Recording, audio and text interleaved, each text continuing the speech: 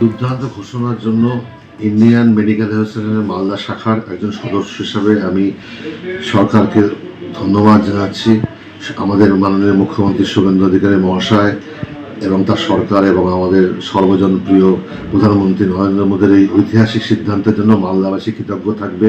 কারণ আমরা সবাই জানি এয়ারপোর্টের দাবি মালদাবাসীর দীর্ঘদিনের, এটা পূরণ হচ্ছে না।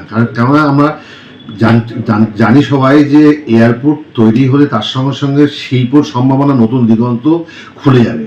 আমরা জানি সময়ের সঙ্গে সঙ্গে এখন অনেক ব্রিলিয়ান্ট স্টুডেন্টসরা ইঞ্জিনিয়ারিং ম্যানেজমেন্ট পাশ করে নতুনই তারা নিজেদের থেকে নতুন শিল্প গঠন করতে চাইছে।